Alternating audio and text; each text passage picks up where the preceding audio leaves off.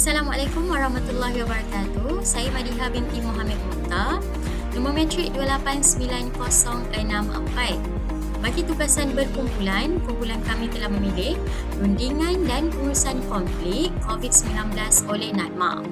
Secara ringkasnya, NADMA memainkan peranan yang sangat kritikal dalam operasi membawa pulang rakyat Malaysia yang terkandas di China ketika COVID-19 melanda negara tersebut pada tahun 2020. Operasi ini dianggap sebagai salah satu misi diplomasi krisis yang paling mencabar dalam sejarah moden Malaysia kerana ianya bukan sahaja melibatkan rundingan antarabangsa, malah keselamatan, kesihatan awam serta pengurusan logistik yang berisiko tinggi.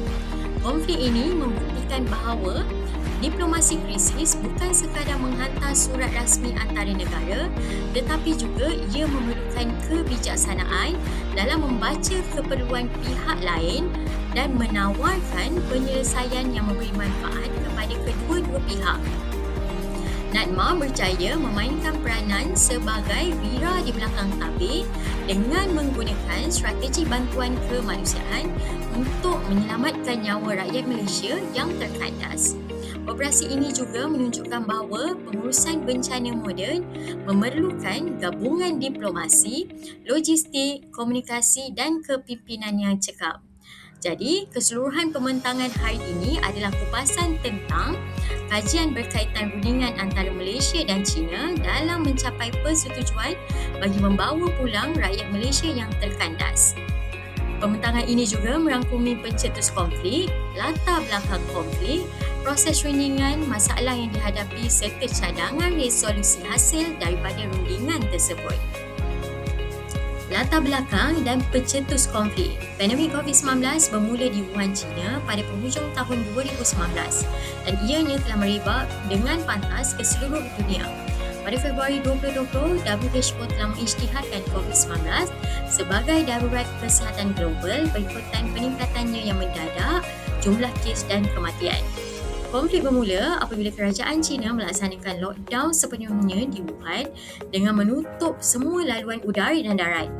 Tindakan ini telah menyebabkan ramai rakyat asing termasuk rakyat Malaysia terkandas tanpa kepastian bila mereka dapat pulang.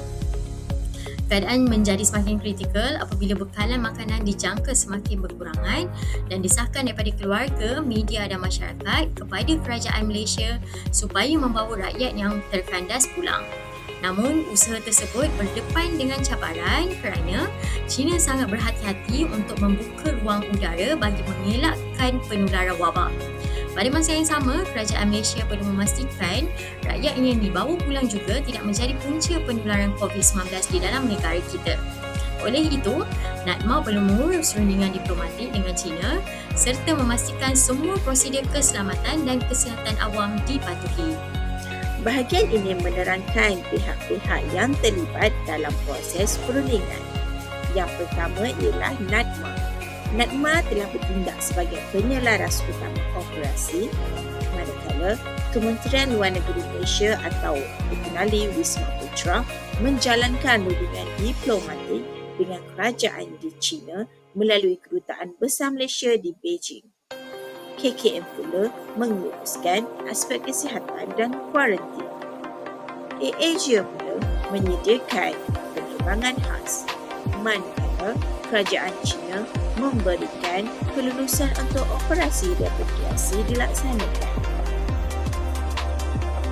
Proses perundingan bermula apabila Wuhan dikenakan lockdown. NADMA mengadakan mesyuarat bersama agensi berkaitan bagi menilai risiko dan menyediakan pelan operasi. Wisma Putra pula kemudian berunding dengan kerajaan di China melalui saluran diplomatik rasmi. Setelah pelan operasi diteruskan, misi repatriasi berjaya dilaksanakan dan seramai 107 individu dibawa pulang ke Malaysia serta menjalani kuarantin selama 14 hari. Malaysia menggunakan strategi tawar-menawar integratif bagi mencapai penyelesaian menang-menang. Strategi tawar-menawar berprinsip yang berasaskan SOP dan fakta, serta humanitarian diplomasi dengan menawarkan bantuan kemanusiaan kepada China. Malaysia juga mengamalkan strategi pengurusan risiko melalui penyediaan pelan operasi yang terperinci. Dari aspek taktik, Malaysia menggunakan penggunaan informasi iaitu berkongsi maklumat lengkap mengenai SOP, PPE dan prosedur kuarantin bagi meningkatkan keyakinan kerajaan China.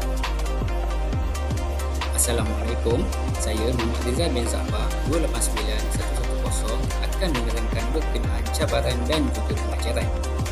Setiap misi krisis akan mengandungi cabaran bagi memperkukuh keupayaan respon negara, memahami cabaran bagi membantu kita memperhalusi pendekatan dan membuat keputusan yang lebih bijak pada masa depan. Bagi cabaran yang pertama adalah kelulusan daripada kerajaan China. Pengajarannya, saluran diplomatik yang kukuh dan pendekatan berasaskan kepentingan bersama mempercepatkan persetujuan di antara kedua-dua negara. Cabaran yang kedua, cabaran logistik dan operasi yang berisiko tinggi. Perancangan operasi yang diteliti dengan penglibatan AirAsia sebagai rakan logistik memastikan misi dapat dilaksanakan dengan selamat. Dan yang ketiga, cabaran pengurusan kesihatan awam. Penglibatan awal KKM dalam protokol saringan dan kuarantin berjaya menghalang penularan komuniti selepas ketibaan. Dan cabaran yang terakhir adalah komunikasi krisis. Komunikasi bersepadu di antara agensi dan kepada orang awam adalah kritikal bagi mengekalkan kepercayaan dan ketenangan semasa krisis. Bab yang seterusnya adalah cadangan dan penambahbaikan. Kerjasama antara agensi, diplomasi yang berkesan dan komunikasi yang jelas terbukti mampu menghasilkan penyelesaian menang-menang ataupun win-win situation ketika krisis berlaku.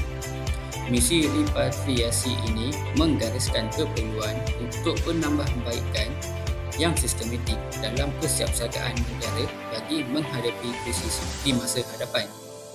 Berikut adalah carta menunjukkan cadangan utama mengikut keutamaan pelaksanaan bagi memperkukuhkan keupayaan pengurusan bencana negara.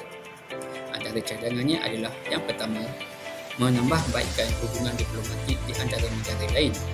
Yang kedua, kesiapsiagaan negara bagi menghadapi krisis yang akan berlaku di masa hadapan. Yang ketiga, latihan di antara setiap agensi yang terlibat. Dan yang terakhir adalah penambahbaikan SOP. Untuk yang terakhir adalah kesimpulan. Kejayaan misi repatriasi NADMA membuktikan bahawa gabungan kerjasama antara agensi, diplomasi yang berkesan dan strategi rundingan yang sesuai mampu mengatasi krisis antarabangsa yang kompleks. Yang pertama adalah kerjasama antara agensi. NADMA, Wisma Putra, KKM dan AirAsia bergerak sebagai satu pasukan bersepadu bagi menjayakan misi ini. Yang kedua, diplomasi dan rundingan yang berkesan. Pendekatan prinsipal negotiation dan diplomasi kemanusiaan berjaya memperoleh kelulusan China. Dan yang terakhir adalah keselamatan dan kesejahteraan rakyat. Semua rakyat Malaysia berjaya dibawa pulang dengan selamat dan menjalani kuarantin selama 14 hari bagi mengelakkan penularan wabak kepada komuniti di Malaysia.